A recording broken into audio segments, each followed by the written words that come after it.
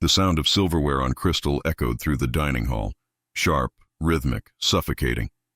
I sat at the head of the table, pretending like I belonged there. Every word, every gesture had to be perfect. Dominic's world was a stage, and I was the imposter stealing his spotlight. Cole leaned toward me and whispered, "The board's waiting for your call, boss." I nodded slowly, letting silence stretch before I spoke, just like Dominic would. "Let them eat, then we'll talk business." Around me sat killers in tailored suits, men who didn't blink before signing death warrants. And across from me, Arya, her gaze was steady, unflinching. The candlelight made her eyes shimmer, sharp, intelligent, searching. She lifted her wine glass slightly. "You've been quiet tonight." I forced a smile. Maybe I'm enjoying the silence. She tilted her head, lips curling faintly. Dominic never enjoyed silence. Every muscle in my body locked. I took a sip of wine to hide the tension. Maybe I've learned. Her expression didn't change, but her voice softened. "From who?" I looked at her carefully. "From you." The men around the table laughed, assuming flirtation. I let them. It bought me time. When the dinner plates were cleared, Cole brought the meeting to order. Agenda Item 1. The shipment delays from Veracruz. One of the board members, Vargas, leaned forward. "Dominic, the Colombians want double." "You told them no before. Do we hold that line?" My pulse kicked. I didn't know what Dominic had said last time. I leaned back, pretending to think. "If we cave once, we cave forever." "Hold the line," Vargas smirked. "That's the Dominic I know." Relief flickered, brief but intoxicating. Cole moved to the next topic. "And the Dubai accounts?" Arya interrupted softly. "They're already handled." Everyone turned toward her. She smiled faintly. "Dominic approved it last week. Didn't you, love?" I looked at her. She was testing me, every syllable a blade. "Yes," I said evenly. "And I trust you made the right call." Her smile deepened. "Always." The men chuckled again, unaware that every word between us was a duel. An hour later, the board dispersed, satisfied or at least fooled. Cole followed the last guest out, leaving Arya and me alone. She rose from her chair and circled the table slowly, like a cat watching prey. The click of her heels echoed in the silence. "You've changed," she said quietly. "Maybe I'm getting older." "No." She stopped beside me, her reflection flickering in the glass window. "You're not him." My heart slammed against my ribs. I stood carefully, masking the tremor in my voice. "What are you talking about?" Her eyes locked onto mine. "Dominic never looked at me like that." "He looked through me. You look like you're trying to remember who I am." I didn't breathe. She leaned closer. "Relax. If I wanted to expose you, they'd already be dragging you out back," I whispered. "Then why haven't you?" She smiled. Small, dangerous. "Because I need you," I frowned. "Need me for what?" "Freedom," she said simply. "Dominic's empire is poison. He built it on fear and blood, and now it's collapsing. The only way out is if someone new controls the narrative." "And you think that's me?" "I think it's whoever they believe Dominic is."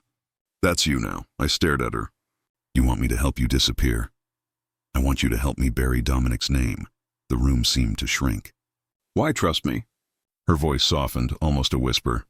"Because you don't belong here, and that makes you the most honest man in this house." I couldn't tell if she was manipulating me or saving me. Maybe both. Cole's footsteps echoed down the hall. Arya straightened instantly, her tone shifting. "You'll consider my proposal?" I nodded slightly, keeping my voice calm. "We'll talk tomorrow." She smiled like nothing had happened. "Good night." "Dominic," Cole entered as she left. "Everything all right?" "Fine," I said, forcing a smirk. "Arya's still as charming as ever," he chuckled. "She's trouble. Always has been. Maybe that's what makes her useful." He raised a brow. "Useful?" I shrugged. "You learn to see advantage in everything, Cole, even danger." He nodded slowly, but his eyes lingered too long. After he left, I sank into the chair and buried my face in my hands. My mind spun, Arya knew, but she wasn't the enemy. Not yet. I replayed her words. "You don't belong here." She was right. But belonging wasn't the goal anymore. Survival was. I reached for the decanter, poured another drink, and caught my reflection in the glass table. The same face, the same mask. But inside, cracks, fear, a strange pull toward the woman who could destroy me. Then I heard a faint click. I froze. Looked up. In the corner, a red light blinked, barely visible through the glass cabinet. A recording device. Someone had been listening. I crossed the room, pulled it free. The screen flickered to life, a timestamp from tonight. Every word between Arya and me captured perfectly, my hands clenched. Only one person had access to that side of the room. Cole. My phone buzzed with a new message. Unknown. The devil always eats last.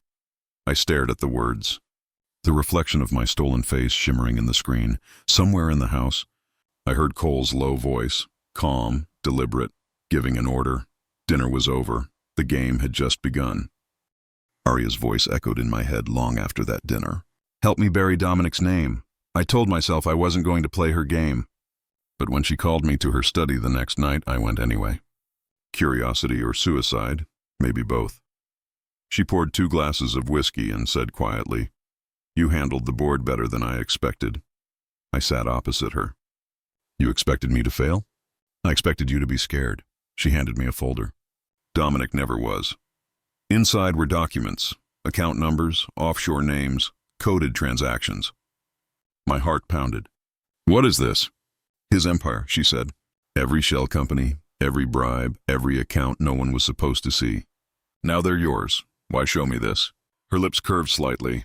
"Because you're wearing his face. You might as well learn how to live like him." I stared at the papers. Power, right there in my hands. And in return, I want a way out. A new identity, money, freedom. "You're serious?" She leaned closer. "Deadly.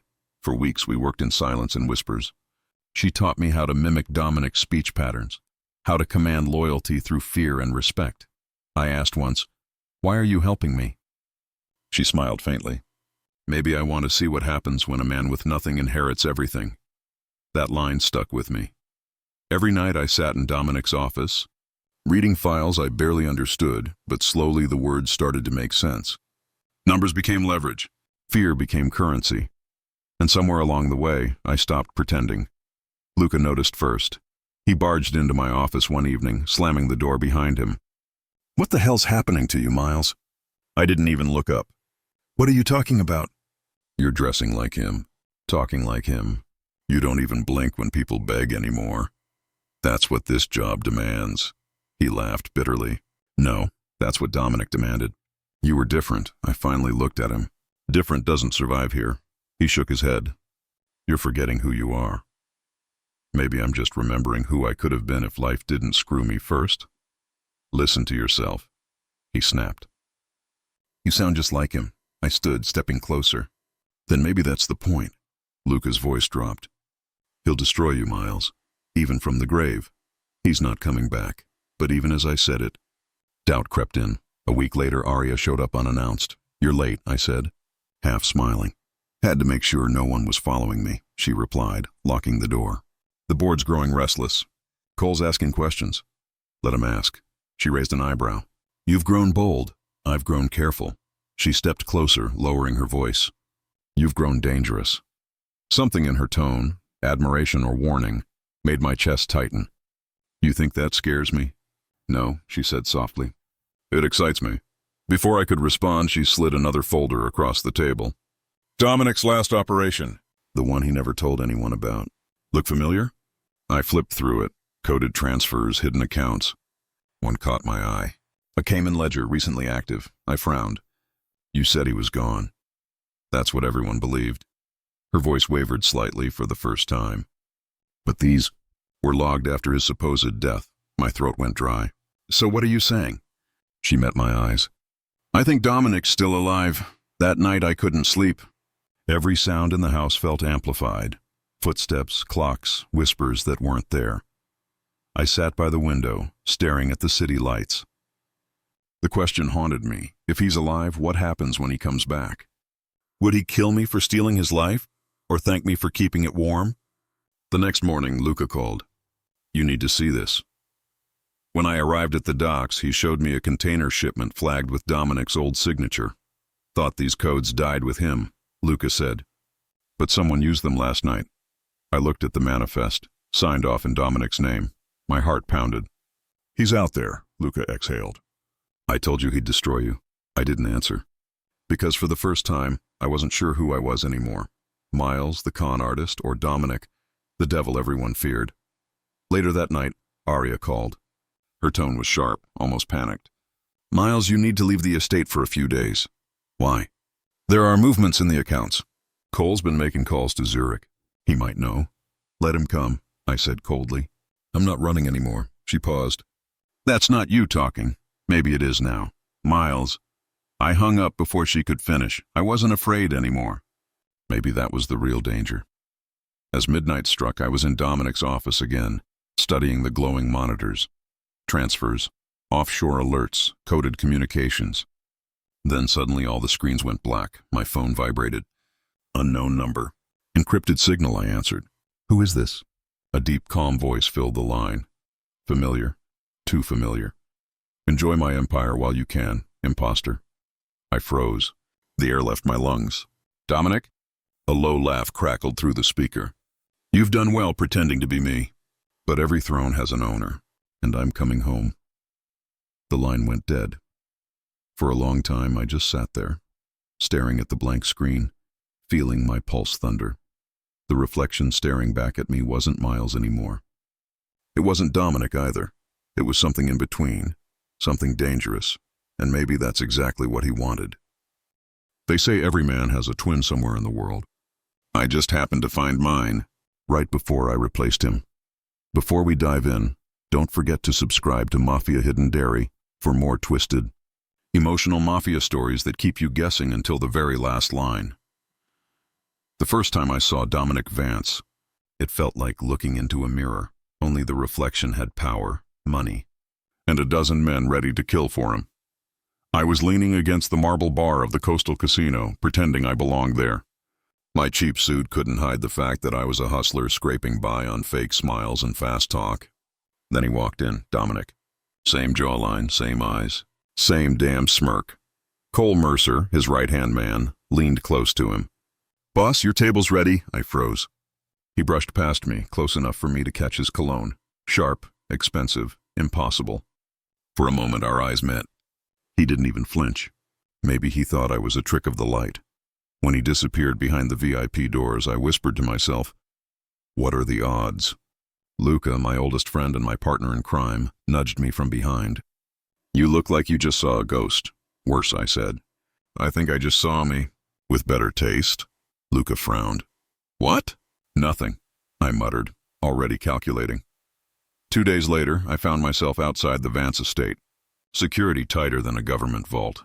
Black cars, armed guards. But I wasn't there to rob anyone. I was there to study. Luca hissed. "Miles, this is insane." "That guy runs half the southern coast." "He finds out you're stalking him, you're dead." "I'm not stalking him," I whispered. "I'm learning." "Learning what?" "How to die richer. Learning how to live like him." That night, through the binoculars, I saw Dominic step out onto the balcony, phone in hand, shouting at someone.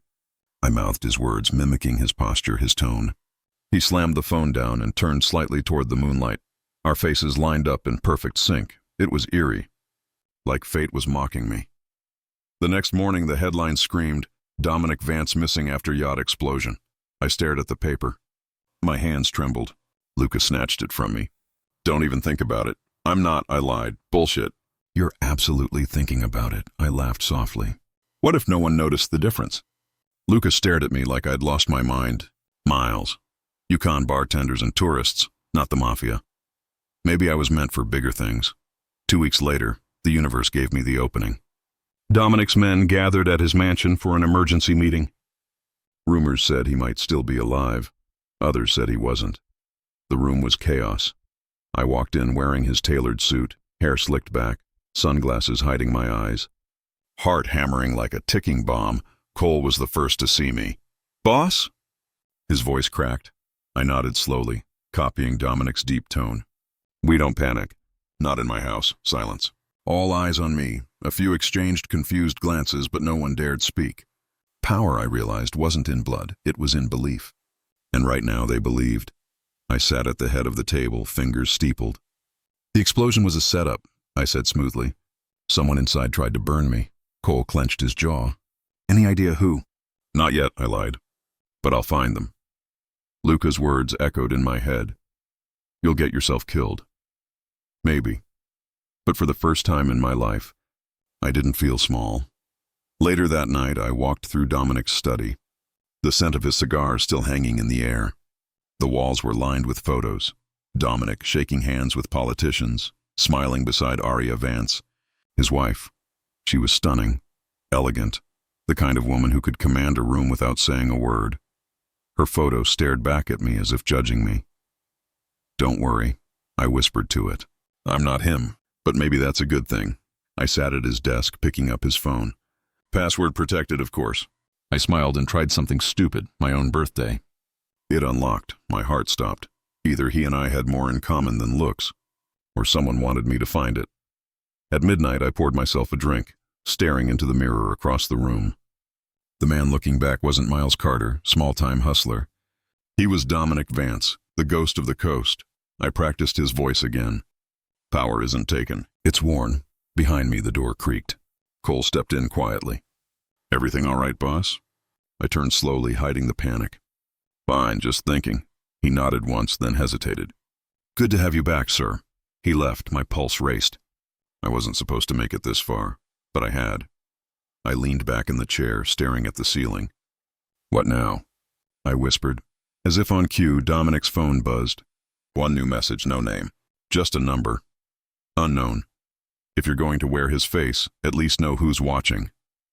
The glass slipped from my hand, shattering on the floor. Someone knew, and that meant the real game had just begun.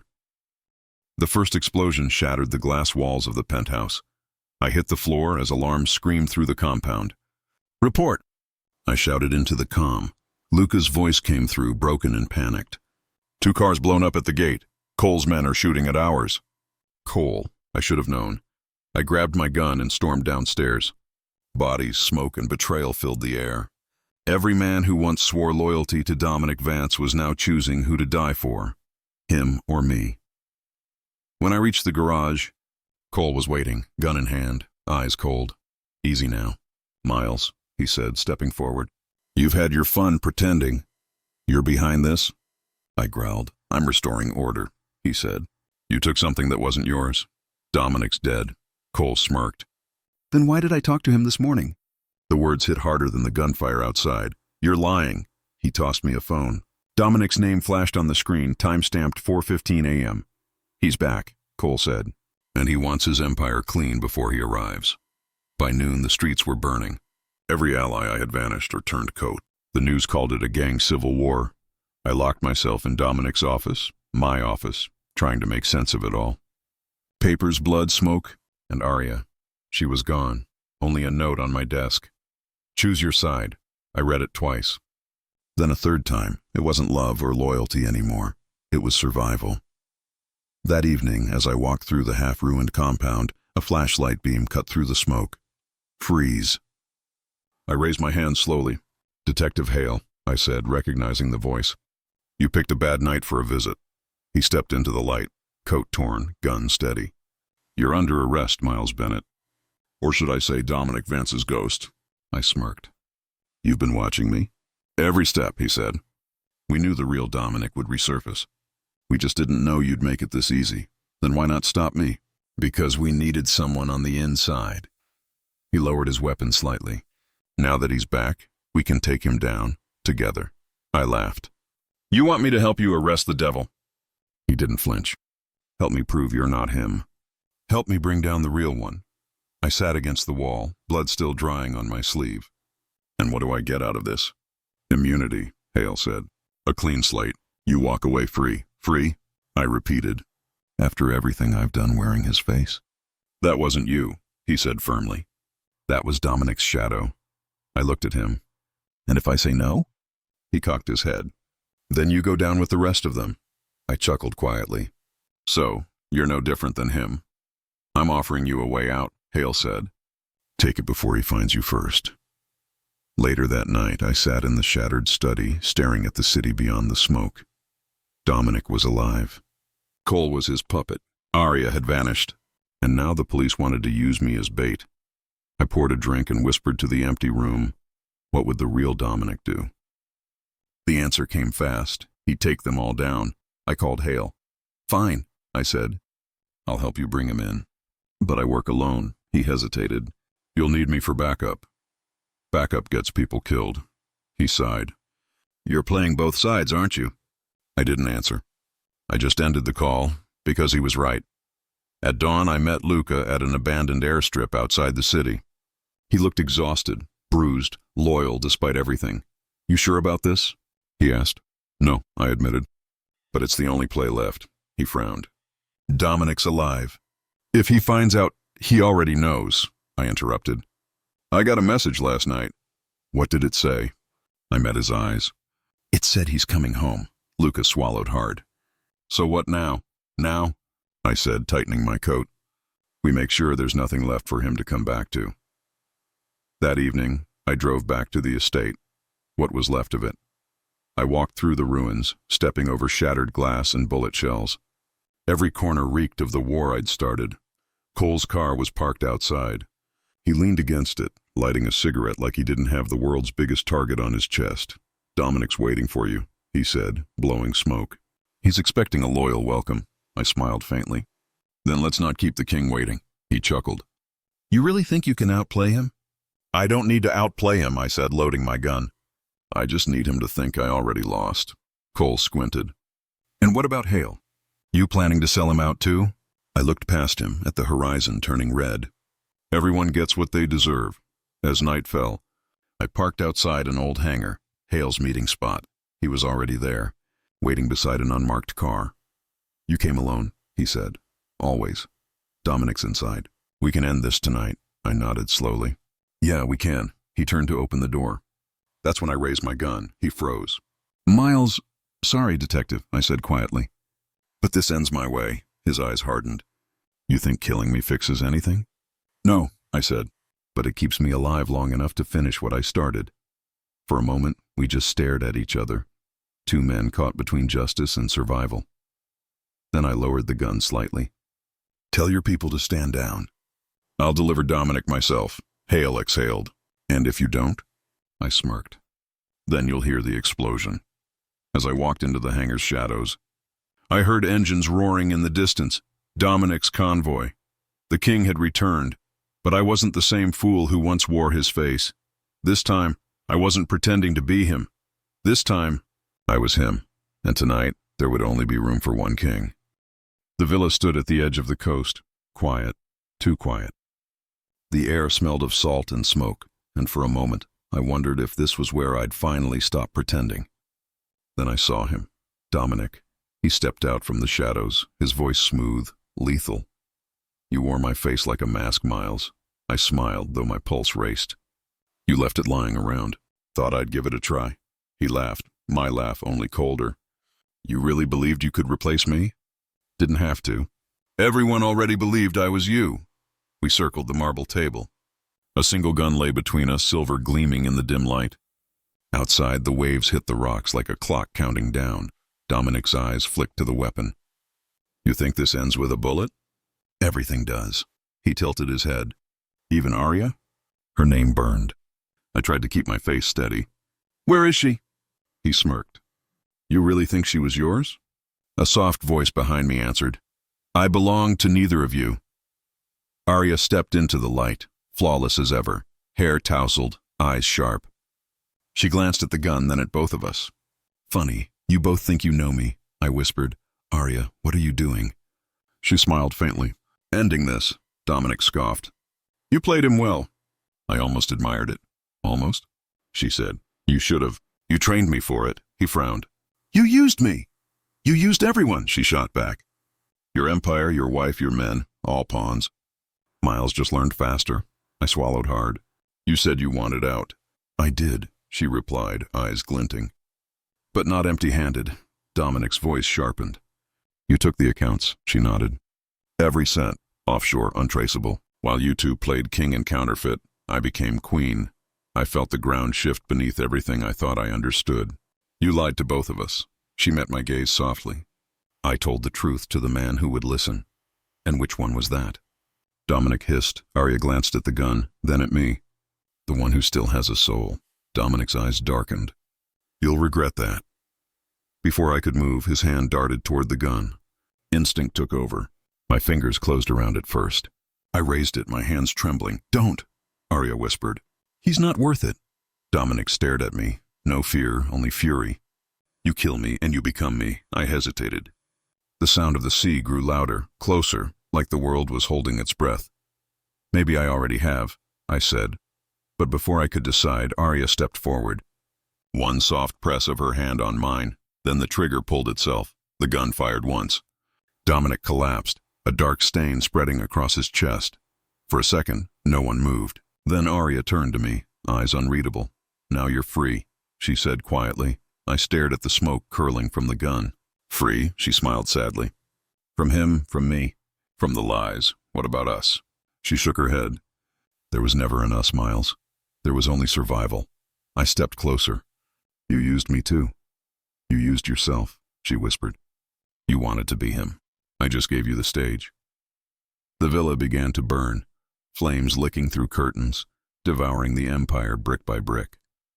She turned toward the doorway, the night wind lifting her hair. "Where will you go?" I asked. She smiled, that haunting, perfect smile. "Wherever the money takes me." And then she was gone. I stood over Dominic's body, the reflection of fire flickering in his open eyes. My eyes. The mask was gone, but I couldn't tell who I'd been wearing anymore.